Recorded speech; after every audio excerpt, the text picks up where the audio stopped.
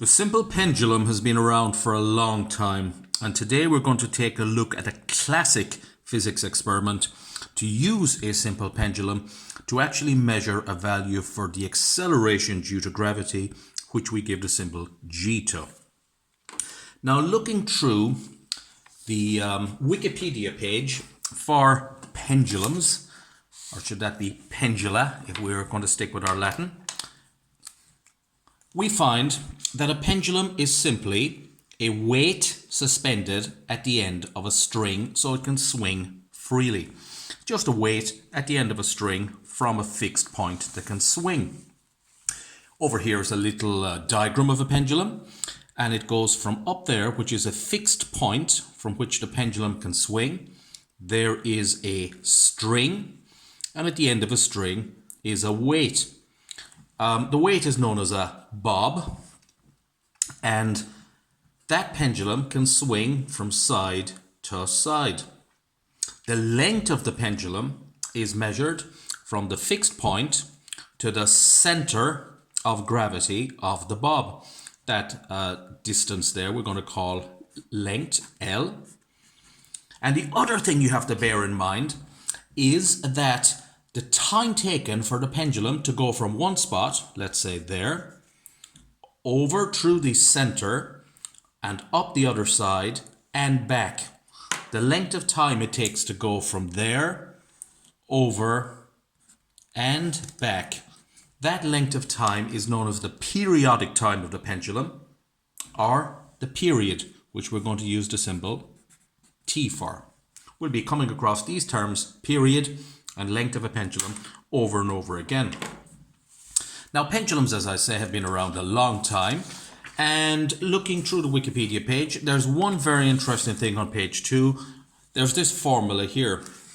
Now, this formula we're going to be using. We're going to talk a little bit more about it later, but this formula says that the T, the period of the pendulum, the time for one swing, is approximately equal to 2 pi, the square root of L, which is the length of the pendulum, over g by the acceleration due to gravity.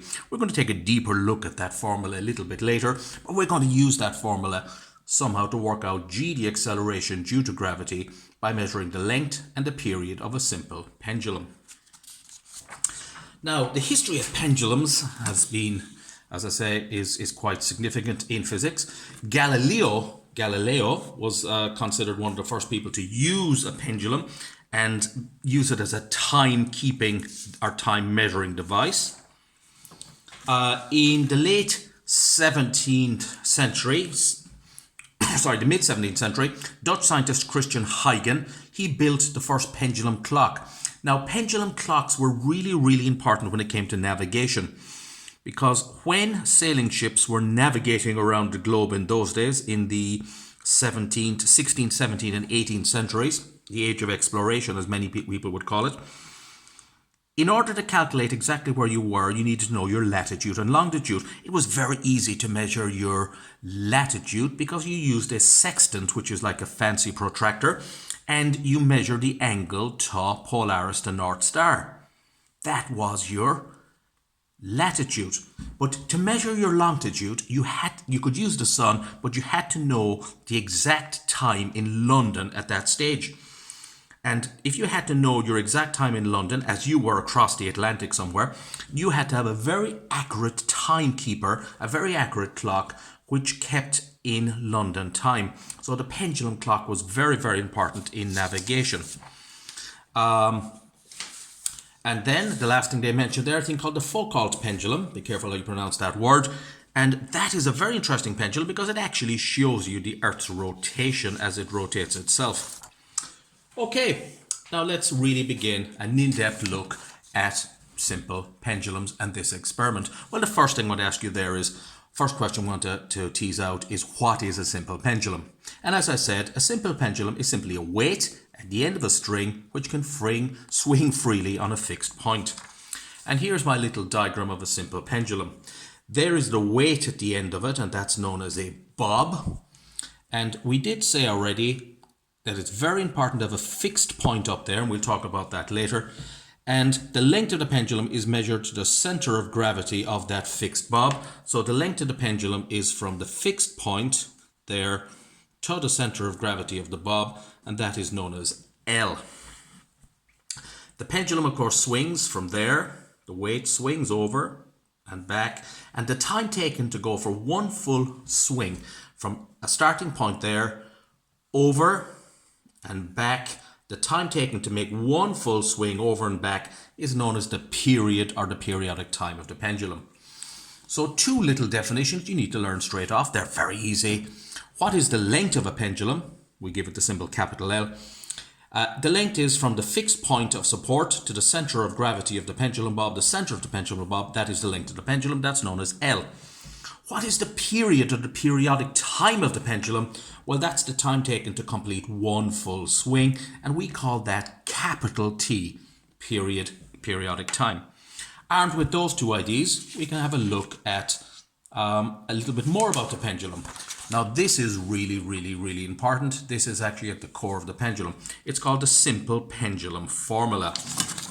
Now, in your maths tables, I think it's at the bottom of page 54, you will find this formula. And this formula says T equals 2 pi the square root of L over G. And it's very important to know this formula and appreciate it, because T is the period of the simple pendulum. It's the time for one full swing. 2 pi are constants. L is known as L stands for the length of the pendulum, and as we said earlier, that is from the fixed point of support down to the center of the pendulum bob. And G is our old friend, acceleration due to gravity. Now, you've used the acceleration due to gravity in mathematical formulas and done well there. We've looked at the experiment to measure the acceleration due to gravity by dropping an object, free fall. Now you're going to try to do an experiment yourself to measure the acceleration due to gravity using that formula. That formula is in the maths tables, but as you can see, if you're looking for G, it does help to have G on its own on one side of the formula. So we're going to do a little bit of mathematics here. The first thing I've done is I've simply squared every term in the formula. I squared T to get T squared, 2 to get 4, I squared pi to get pi squared, and I squared L over G, and that simply removes the square root sign to get L over G. Then I just started cross multiplying. I took G over there to the other side, it went above the line, T squared came over, went under the line, so I ended up with this formula here. Now, this formula is not in the maths tables, but it's much more useful to us when we're doing this experiment. So this formula says G equals, the acceleration due to gravity is 4 pi squared, length of the pendulum over the time for one full swing squared. Let's just label this formula so we're certain what we're talking about. L is the length. Where is the length measured from? The fixed point of support down to the center of the pendulum bob. What is T? T is the period, or the periodic time of the pendulum, the time for one full swing. And what is G? G is our old friend, the acceleration due to gravity. Now, we can use this formula to calculate a value for the acceleration due to gravity by setting up a pendulum, measuring its length, measuring the time for one full swing, applying that formula, and we come out with a value for the acceleration due to gravity, G. Let's just refresh our memories in case we've forgotten what actually is acceleration due to gravity. Well, acceleration due to gravity is the rate at which an object in free fall gains velocity. We're talking there about a vacuum, obviously, and it's the rate at which an object falling freely under gravity and no other force will accelerate down, will gain velocity downwards. We know that this from our work already, that the value of this is approximately 9.81 meters per second, 9.81 meters seconds to the minus 2 on or near the Earth's surface. Different planets have different values for that acceleration due to gravity. Okay, learn the formula. I would learn that version of it because that's not in the maths tables. That's the one you would probably need. Okay, let's shoot on to the actual experiment. And what I'm going to do here is give you the traditional classic school version of it. And then we'll see how you can adapt this to actually doing this experiment on your own at home. Well, the title is Experiment to Measure the Acceleration Due to Gravity Using a Simple Pendulum. Date and group you put in yourself. The diagram. Okay, and I think a diagram is always vitally important when you're explaining an experiment because you need a well-labeled diagram. Okay, here is our simple pendulum. Up here we've got a cork and we've a split in the cork. A string goes through the cork and goes down, and there's the pendulum bob. The reason for the split cork is to give a very fixed point of support to measure the length of the pendulum. So it actually looks like this. There is the split cork. Here is our pendulum there like that, and the pendulum string goes through the split cork like this, and it hangs in a retort stand like that. Obviously a little longer than this, but you see what I'm doing. Now, what is the value of the split cork? Well, it gives a fixed point of support there to measure the length of the pendulum. The pendulum is measured, the length of the pendulum is measured from this fixed point of support, the base of the split cork, down to the center of mass of the pendulum bob. Then you can set the pendulum in motion like this. It will go back and forward like this. And you can measure the time it takes for one full swing. That would be the time from there, over to there, and back. The time from there to there and back is known as the periodic time. Now clearly that will be a very short space of time. You can measure it with electronic timer, but most people would not have reflexes accurate enough to actually measure it accurately for one swing. So what is traditionally done is the pendulum is set swing for 1, 2, 3, 4, 29, 30 full swings. You get the time for 30 full swings, divide by 30 to get the time for one full swing, which is known as the period. Okay, so knowing all that, let's just label our diagram. Well, the diagram there, the star of the show, of course, is the pendulum. That's the string, and that part down there is known as the pendulum bob. The length of the pendulum is from the base of the split cork, so we'll just label that split cork, down to the center of the pendulum bob, and I've clearly shown that on the diagram. Of course, the distance, the length there is measured using a meter stick. So I've shown my meter stick there to the side. And we also want to measure time, so we want to measure the time for 30 swings, then divide by 30 to get the time for one. So we use an electronic timer.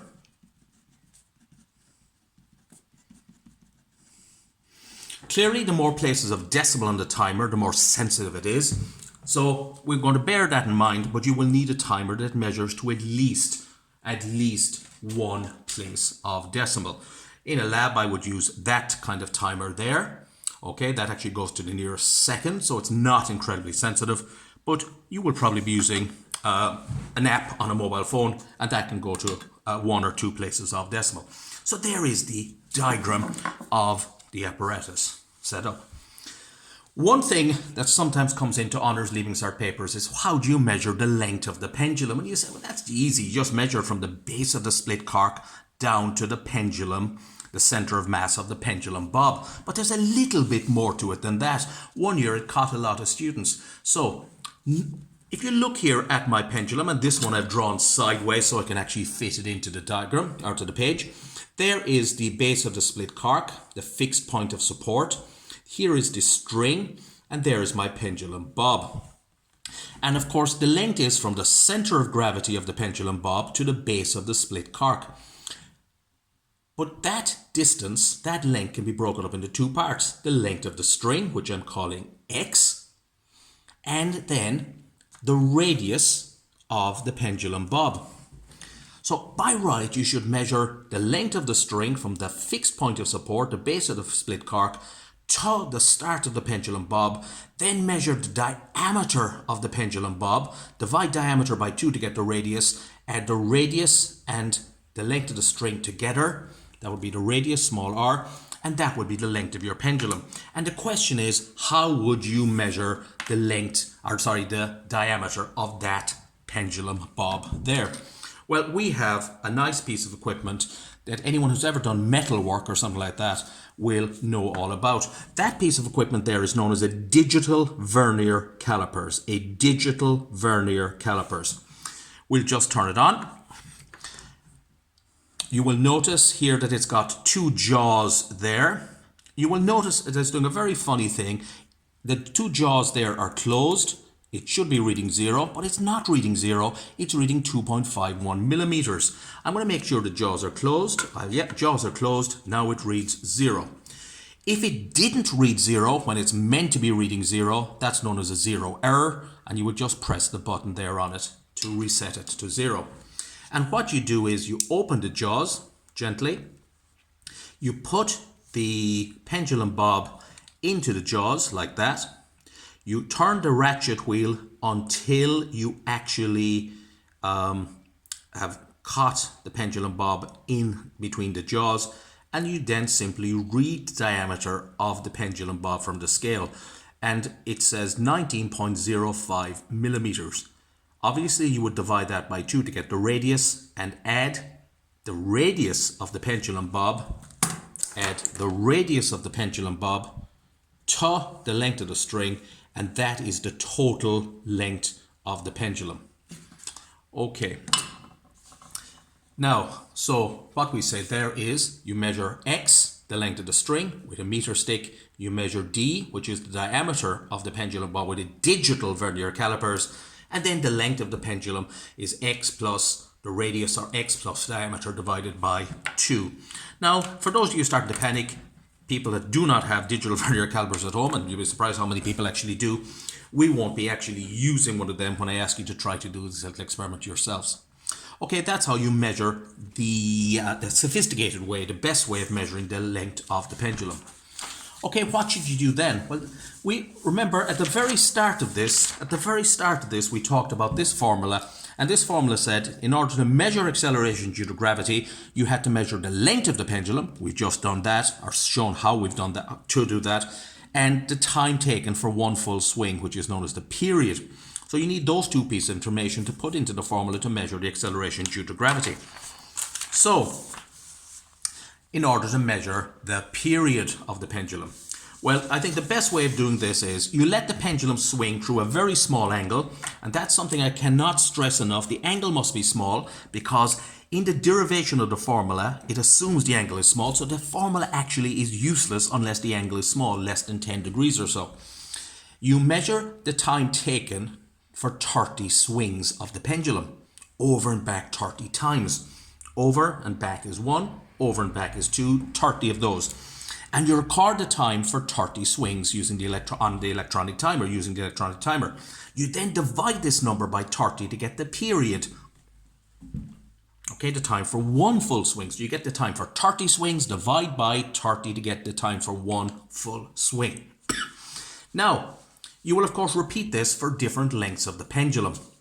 And you will use nice easy lengths like 0.3 meters, 0.4 meters, 0.5 meters. And how do you actually change the length of your pendulum? Well, in my version of the experiment, you change the length of the pendulum by pulling the string through the split cork like that. What do you do when you've got all this data? Well, for each length of the pendulum, you calculate the acceleration due to gravity using this formula here.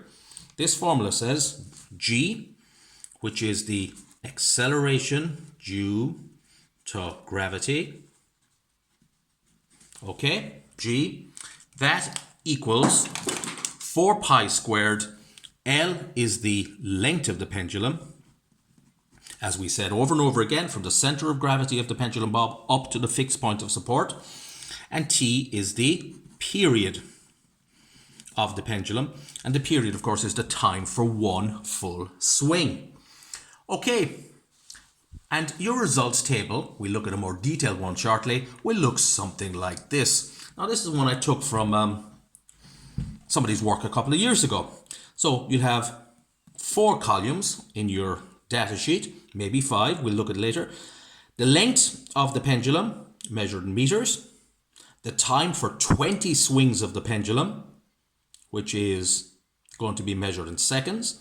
You divide that by 30 to get the time for one full swing of the pendulum. One full swing is known as the period of the pendulum. And then with these two results, the length there and the period there, you put them into this formula. Acceleration due to gravity is 4 pi squared. 4 pi squared is, I think, 39.44 roughly. Multiplied by the length of the pendulum, divide by the period squared. And when I did that for these, I got these answers. A little bit low, all a little bit low there, but not too bad, not too bad. At the end of 5 or 6 results, you would obviously get an average value for all of these. And you'd say average value for acceleration due to gravity equals whichever the average value is, and of course the appropriate units, meters per second, or meter seconds minus 2 at the end of it. That's very important. They're the units of acceleration. Okay. There's another thing you can do. You can plot a graph. Now, if you look at this formula here, if you plot a graph and you put this value here, length, on the y-axis, and you put this value here, the period squared, the time for one full swing squared, on the x-axis, then this whole value here will be an average slope, will be the slope of the graph. So if you plot a graph with L on the y-axis, t squared on the x-axis, get the slope of that graph using the slope formula. Slope equals y2 minus 1 over x2 minus x1, or whatever formula you use. Multiply that by 4 pi squared, your answer will be g, the acceleration due to gravity. And graphs tend to be more accurate than just averaging individual data points.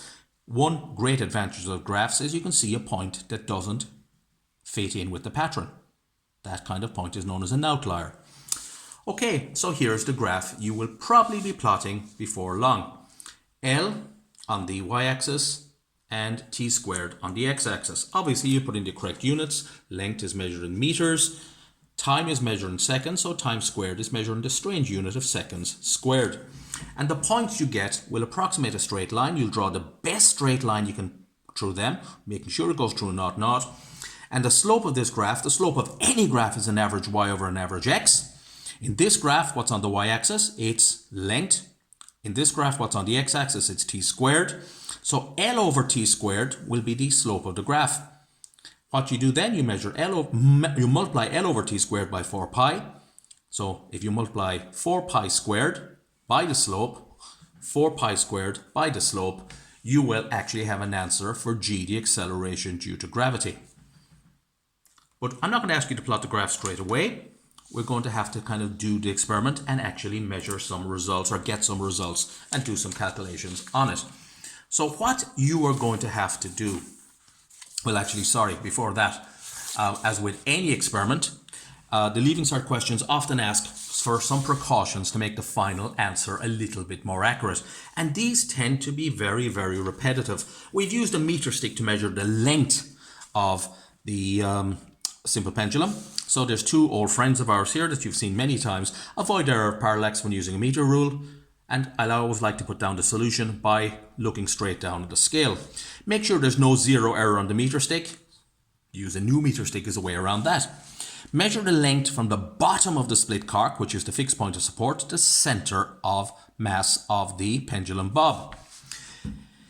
Interesting one. It will be more accurate to use 40 swings, 40 oscillations, and oscillation is a fancy word for swing, for 40 swings instead of 30, as this will lead to reduced percentage errors. If you use an electronic timer that measures to more places of decimal, then it's a more sensitive electronic timer, and that will also give you more accuracy in your final result. It's also a good idea not to use very, very short lengths under 30 centimeters, because that can lead to what's called large percentage errors. And something that's very important, keep the angle of swing less than 10 degrees or so, because the formula, what formula? That G equals 4 pi squared, length of the pendulum divided by the period squared, that formula only works for very, very small angles. If you look up Wikipedia on simple pendulums, it will tell you why that is so, but the formula actually makes an assumption somewhere along the line that the sine of the angle equals the angle, and that does work for very, very small angles. Okay, the formula only works for small angles. That's why you keep the angle small. Another precaution that has just come to mind, and I think it's worth mentioning. It's about our old friend here, the digital vernier calipers. Well, what precaution could you take using digital vernier calipers? Well, when the jaws are closed, it should read 0. But if for some reason it didn't read 0, you would have to reset it, because that would be a 0 error. So my number 8 precaution here is make sure that there is no 0 error on the, and I might just fit it in here, digital vernier calipers. Okay, they often ask me questions like this, give a couple of ways or give one way of reducing air resistance. And I think the simplest way to reduce air resistance, well, there's two that come to mind. Use a small spherical bob. That kind of shape has a lot less air resistance than some other kind of shape, you know. So a spherical bob has and especially of a dense metal like lead. So use a dense spherical bob. And the second one, it can be done, it has been done. I can't imagine a secondary school doing it, but do the experiment in a vacuum or close enough to a vacuum. And that, of course, reduces air resistance to 0. Okay, so what am I asking you to do? Well, I'm going to ask you to actually, into your experiment copy, write in this experiment with the title, the date, the labeled diagram, the method to measure the length of the pendulum, the method to measure the periodic time t, and write down the formula. Do not take these results down. Do not take these results down. They're just sample results. I want you to generate your own results at home. You can also take down the little graph or the sketch of the little graph, and you might have to plot a graph, but we'll talk about that later. Obviously, you would take down the precautions to make the result more accurate and ways of reducing air resistance in your experiment. And here is what I really want you to do, and I'm quite excited about this because this is where you're left up to your own and you have to do it. You have to build your own simple pendulum. Now, if you were in a science lab, you would use the following. You would use a retard stand to hold the split cork. You would have the string and a weight at the end, the little lead bob at the end. Okay, we'll actually show you the lead bob there at the end. Now, what you are going to have to do is you will have to come up with your own simple pendulum. So you'll have to have some fixed point of support. Try not to have a knot because a knot will actually rotate and that changes the length. The second thing, you will have to have some little weight, a nut, a coin, I don't know, but you will come up with something. Then you will have to have a timer. Well, the timer will be very simple. I hope that on your mobile phone you will have a timer, or you can download a free app. There are many of them. And you will have to have a ruler. Now, I don't actually have a ruler with me, but you will have a ruler. I'm sure you can find a ruler and measure the distance from the base of your fixed point of support, whatever you come up with, down to the center of the bob. You'll have to just guess where the center of the bob is. Now, I certainly don't have, with all my rulers, I don't have one handy, but you know what's going to happen. Ruler there, down to the center of the bob. You certainly won't have a digital vernier calipers at home, so you don't need to use that. Then you will leave it swing for 30 swings. And here's a mistake that some people make. I've seen people make this mistake. They go, the pendulum goes over like that and goes over there, and they call that 1. Well, it's not 1 full swing till it comes back to where it started. You'd be surprised how many people make that mistake.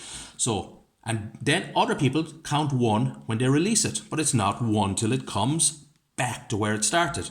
So leave it go, 1 swing, 2 swings, 3 swings, 29, 30 swings. Get the time for 30 swings. Have your first distance, we'll say 0.3 meters, 30 centimeters. Get the time for 30 swings. Divide that by 30 using your calculator to get the time for 1 swing. You can go to 2 places of decimal there, wouldn't go any more. Square it to get your t squared. Then put the length and the t squared into that formula. G equals 4 pi squared L over t squared. Work out 4 pi squared first, multiplied by the length, 0.3. Divide by the period squared and work out an answer for acceleration due to gravity. It should be around 9.8. If it's disastrously away from 9.8, like 1.7 or 13.10 or 52.98, you know you've done something totally wrong. So start again. And try to do this for 1, 2, 3, 4, 5, 6. I suppose 7 would be asking a lot. But if you can do it for 5 different lengths, get the time for 30 swings for each length, divide by 30 to get the time for one swing. What do we call the time for one swing? We call it the period. Square it, throw it in that formula, and see if you can get something remarkably close to 9.8. Then, when you've done, we'll say 5 different sets of results. 7 would be ideal. That's what they do in Leaving Cert exams. Get an average value for the acceleration due to gravity, and of course have the correct appropriate units at the end of it. You can put that to 2 places of decimals. If you get 9.81, you have done amazingly well. If you get it within 2 or 3% of it, you've still done amazingly well. I'm going to leave that with you, and then we'll talk about the graph later. But what I'm hoping you will do in a couple of days' time is send me back that result sheet filled in with your own results that you've generated at home. I think you're well able for that. Thank you.